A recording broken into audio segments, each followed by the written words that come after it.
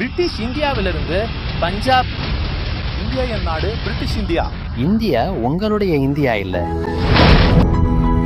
வந்தே மாதரம், வந்தே மாதரம், வந்தே மாதரம், வந்தே மாதரம், வந்தே மாதரம்.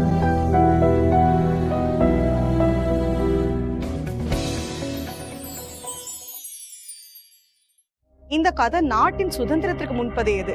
அப்போது பஞ்சாபின் 119 வயதான புரட்சியாளர் தூக்கு தண்டனைக்கு அனுப்பப்பட வேண்டிய தனது வரிசையை எதிர்பார்த்து காத்திருந்தார். ஆனா இந்த காத்திருப்பு ஏன்? அவர் தூக்கில் தொங்க ஆவலுடன் இருந்தது ஏன்? முழு கதையையும் புரிந்து கொள்ள நாம் 1906ஆம் ஆண்டுக்கு செல்லலாம். அப்போது ஆங்கிலேயர்கள் இந்தியாவின் விவசாய அமைப்பை அழிக்க முயற்சித்துக் கொண்டிருந்தனர். ஆங்கிலேயர்கள் ஒரு சட்டத்தை உருவாக்கினார்கள். அதற்கு பெயர் காலனிஸ் ஆக்ட் மற்றும் தோவாப்பாரி ஆக்ட். இதில் கால்வாய் அமைப்பதற்கு பெயரில் விவசாயிகளிடமிருந்து அவர்களது நிலங்களை பறித்து கொண்டார்கள். அதோடு தவறான மற்றும் அதிக வரிகளும் விதிக்கப்பட்டன. பகத்சிங்கின் மாமா அஜித் சிங் அவர்கள் இதற்கு எதிராக ஒரு போராட்டத்தை தொடங்கினார். நுரைந்திரை 7 மார்ச் 3ஆம் தேதி லாயல்பூர், இப்போது பாகிஸ்தானில் உள்ளது, என்ற இடத்தில் ஒரு பெரிய பேரணி நடைபெற்றது. அங்கு ஒரு பாடல் ஒலித்தது. பாடலின் வரிகள்: பகடி சம்பால் ஜட்டா, பகடி சம்பால் ஓய், பகடி சம்பால் ஜட்டா, பகடி சம்பால் என்று பாடினார். இந்த பாடல் மிகவும் பிரபலமானதால் முழு போராட்டத்துக்கும் பகடி சம்பால் என்ற பெயர் வந்தது. இந்த பாடலால் ஆங்கிலேயர்களும் மிகவும் பயந்து விட்டார்கள். அதனால் அவர்கள் அஜித் சிங்கை 40 ஆண்டுகளுக்கு நாடு கடத்தினார்கள்.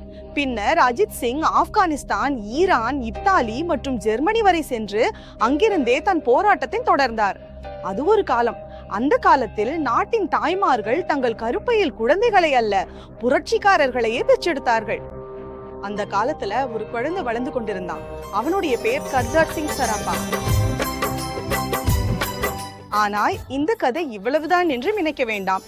இந்த கதையில் சுதந்திர போராட்டம் உள்ளது, தியாகம் உள்ளது, அதோடு ஆரிய சமாஜம் உள்ளது. குல் பாரி பச்சு பாணி பாகல் சாயா காஷி என்று சொல்லப்படும் இந்த அழகான வரிகளுடன் உங்கள் அனைவருக்கும் என்னுடைய மனமார்ந்த இனிய வணக்கத்தை தெரிவித்துக் கொள்கிறேன்.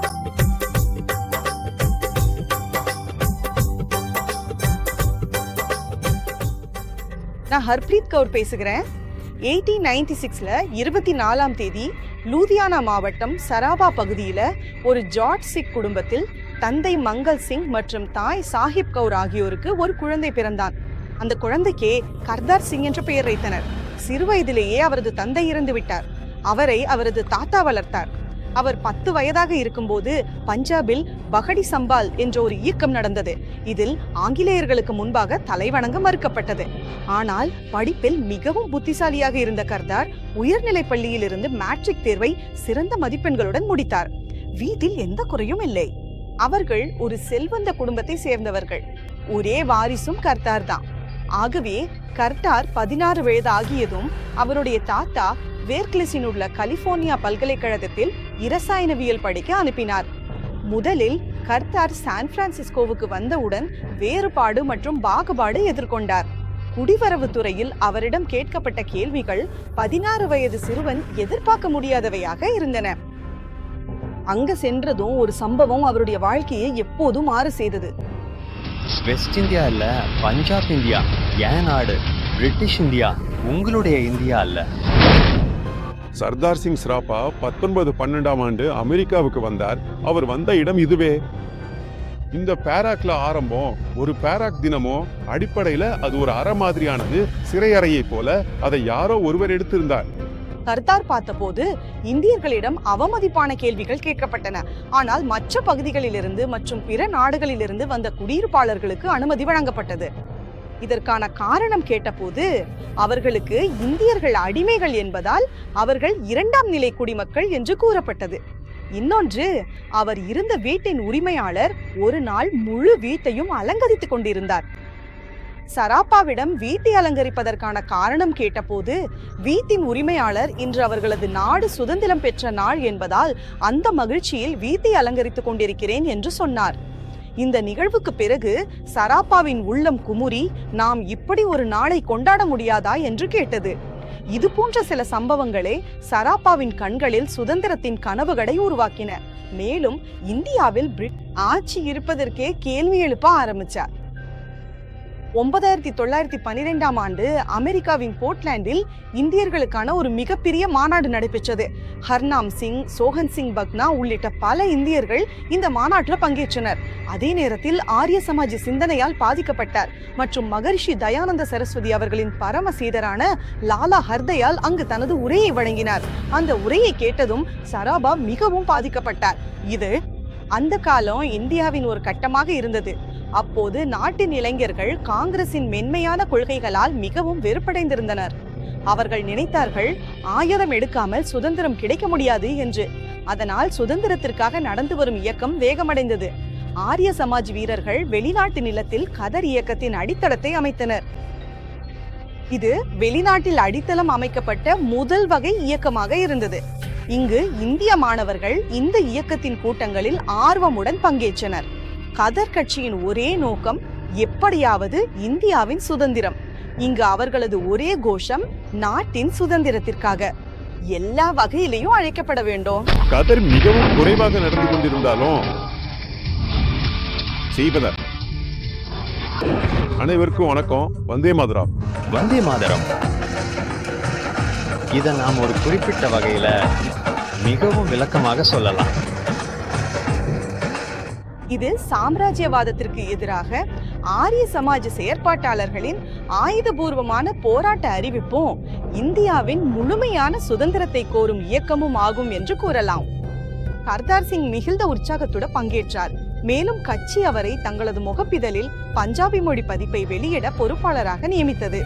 பஞ்சாபியுடன் கூட கதர், ஹிந்தி, உருது, பெங்காலி, குஜராத்தி மற்றும் பஷ்தோ ஆகிய மொழிகளிலும் வெளியிடப்பட்டது. மேலும் இது உலகம் முழுவதும் இந்தியர்களிடம் அனுப்பப்பட தொடங்கியது. ஒரு கதர் இயக்கம், கதரி பாபாக்களின் அச்சு நிலையம் சமீபத்தில் நிறுவப்பட்டது. இதுவே முதல் கூறு. கதர் இயக்கம் தங்களது தலைமையகமாக யுகாந்தர் ஹவுஸை எடுத்துக்கொண்டது. இளைஞர்கள் கீழே அமர்ந்து அச்சிடும் பணியை செய்தார்கள். அவர்கள் மிகவும் புத்திசாலிகள். உலகம் முழுவதும் பக்கங்களை அனுப்பினார்கள். அந்த செய்தித்தாள்ல ஆங்கிலேயர்கள் செய்த கொடுமைகள் குறிப்பிடப்பட்டன. பார்த்தபடியே இது வெளிநாட்டில் வாழும் இந்தியர்களிடையே புரட்சிகரமான எண்ணங்களை உருவாக்க ஒரு தனி இடத்தை பெற்றது. விரைவில் முதல் உலகப் போர் வெடித்தது. கதர் கட்சி உறுப்பினர்கள் இந்த நேரமே தங்கள் இடத்தை மாற்றி நாட்டினரை ஒன்றிணைக்க வேண்டிய நேரம் என்று முடிவு செய்தார்கள். காரணம், பிரிட்டிஷ் உலகப் போரில் தங்களை காப்பாற்றுவதில் முழுமையாக ஈடுபட்டிருந்தார்கள். அதே நேரத்துல 1914 ஆகஸ்ட் 5ஆம் தேதி கதர் பதிப்பில் ஆங்கிலேயர்களுக்கு எதிராக இன்னொரு போர் அறிவிக்கப்பட்டது. அதன் பிரதிகள் உலகம் முழுவதும் உள்ள இந்தியர்களிடையே, குறிப்பாக பிரிட்டிஷ் படைவீடுகளில் உள்ள இந்திய சிப்பாய்களுக்கு பகிரப்பட்டன. கதர் கட்சி இவ்வளவு பெரியதாக வளர்ந்தது. அதன் செய்தி ஆங்கில செய்தித்தாள்களிலும் வெளிவர ஆரம்பித்தது. கதர் கட்சி செயற்பாட்டாளர்கள் வெளிநாடுகளில் இருந்து தங்கள் தாய்நாட்டிற்கு திரும்ப ஆரம்பித்தனர். வயது வெறும் 18 இருந்த கர்தார் சிங் சராபாஜி 1914 செப்டம்பர் 15ஆம் தேதி சத்யன் சேன் மற்றும் விஷ்ணு கணேஷ் பிங்லேவுடன் இந்தியாவுக்கு வந்தார். அவர்கள் கொல்கத்தாவில் யுகாந்தர் இயக்கத்தின் ஜதின் முகர்ஜியுடன் சந்தித்தனர். ஜதின் முகர்ஜி அவர்களை ராஸ் பிஹாரி போஸுடன் தொடர்பு கொள்ள செய்தார். கர்தார் சிங் போஸை பனாரஸில் சந்தித்து 20,000 கதர் உறுப்பினர்கள் வருவதாகவும் புரட்சிக்கான திட்டம் குறித்து அவருக்கு தகவலை தெரிவித்தார். ஆங்கிலேயர்களுக்கு எதிராக ஆரிய சமாஜ் எழுப்பிய இந்த புரட்சி மிக பெரிய சத்தமாக இருந்தது. ஆனால் துரதிர்ஷ்டவசமாக ஆங்கிலேயர்களுக்கு புரட்சியாளர்களின் திட்டம் பற்றி தகவல் கிடைத்துவிட்டது.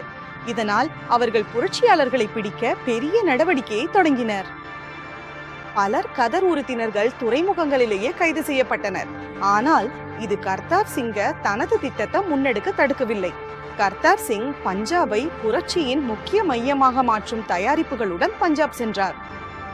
இதற்கு மேலாக மேரட், ஆக்ரா, வாரணாசி, அல்லாஹாபாத், அம்பாலா, லாகூர் மற்றும் ராவல்பிண்டியில் பிரிட்டிஷ் படையில் சேர்ந்திருந்த இந்திய சிப்பாய்களின் மனதை மாற்றி அவர்களை இந்த இயக்கத்தில் சேர்க்கும் பணியில் கர்தார் கவனம் செலுத்தினார்.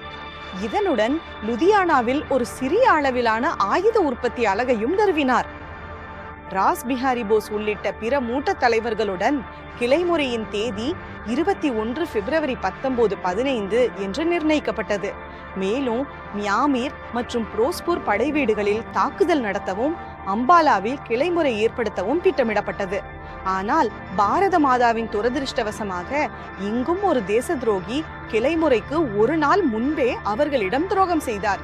பல புரட்சி வீரர்கள் கைது செய்யப்பட்டனர். ஆனால் யார்? எப்படியோ கர்தார் சிங் மட்டும் ஆங்கிலேயர்களிடமிருந்து தப்பிக்க முடிந்தார். கர்தாரின் மனோபாவம் உறுதியானது. சுதந்திரத்தின் உதயத்தை காணும் ஆசை மற்றும் தனது நோக்கங்களில் இருந்து பின்னடைவதை மறுத்தார்.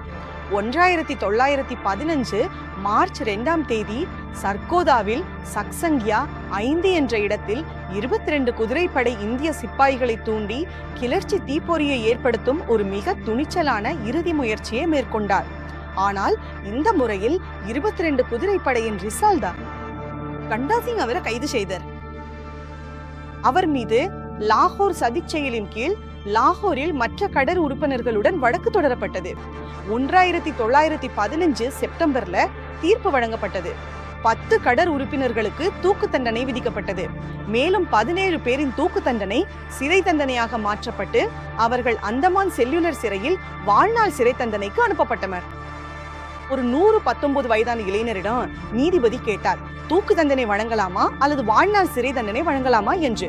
அப்போது சராபாவின் துணிச்சலை பாருங்கள். அந்த மகாவீரர் இளைஞரின் பதில், நான் வாழ்நாள் சிறை தண்டனைக்கு பதிலாக தூக்கு தண்டனையை விரும்புகிறேன். ஏனெனில் மீண்டும் பிறவி எடுத்து பாரத மாதாவின் சுதந்திரத்திற்காக போராட முடியும். இதற்கு நீதிபதி, நீங்கள் பெண்ணாக பிறந்தால் என்று கேட்டார்.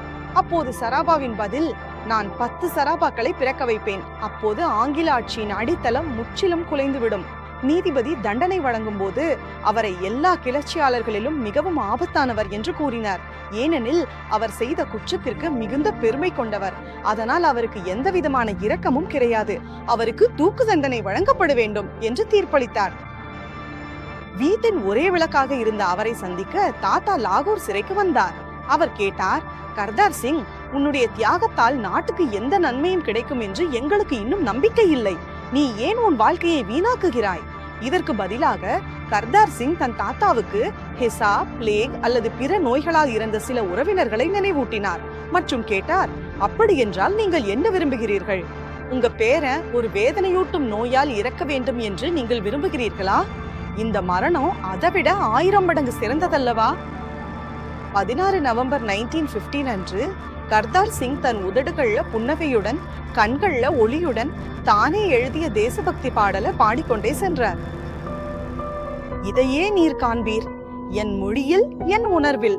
நான் இந்து மக்களின் பிள்ளை, இந்துஸ்தான் எனது நாடு. நான் ஹிந்தி, தூய ஹிந்தி, என் ஜாதி ஹிந்தி, என் பெயர் ஹிந்தி. இதுவே என் மதம், இதுவே என் சமூகம், இதுவே என் குடும்பம். நான் இந்த அழும்பு போன பாரதத்தின் ஒரு சாதாரண அங்கம் மட்டுமே. இதுவே என் முகவரி, இதுவே என் அடையாளம். நான் எழுந்தாலும் உட்கார்ந்தாலும் உன் பாதங்களை தொட விரும்பலேனோ பாரதம். என் அதிர்ஷ்டம் இப்படி ஏன்? என் நசீபு எங்கே? உன் சேவையில ஓ பாரதம், இந்த தலை போனாலும் இந்த உயிர் போனாலும் அதையே நான் மரணம் என்று கருதுவேன். அதுவே என் வாழ்வின் அர்த்தம். நான் வெறும் பார்வையாளர். வந்து ஒரே ஒன்று. சர்தார் கர்தார் சிங் சராபா 19 வயதில் தூக்கிலேறி வீர மரணம் அடைந்தார். கதர் கட்சி அல்லது இயக்கம் வெற்றி பெறவில்லை என்றாலும் யாருக்கு தெரியும், சர்தார் கர்தார் சிங் சராபா பகத்சிங்கிற்கு ஊக்கமளிப்பவராக இந்த லாகூர் சிறையில் 23 மார்ச் 1931 அன்று மறுபடியும் புரட்சியினால எழுப்புவார் என்று. விரைவில் அவர் ஒரு தியாகத்தின் சின்னமாக மாறினார். பகத்சிங் அவரை தன் குருவாக கருதினார். அவருடைய துணிச்சலும் தியாகமும் மூலம் பலரும் அவரிடமிருந்து ஊக்கம் பெற்றனர். பஞ்சாபின் ஒரு நாவலாசிரியர் நானக் சிங் அவருடைய வாழ்க்கையை அடிப்படையாக கொண்டு மியாந்தோ தல்வார் என்ற நாவலை எழுதியுள்ளார். ஆரிய சமாஜ் எப்போதும் தங்கள் அமர வீரர் கர்தார் சிங் சராபாவின் நினைவுகளை பாதுகாத்து வைத்திருக்கும். இந்த மகாநாயகனின் தியாகத்திற்கு எங்கள் பணிவான 100 வணக்கங்கள்.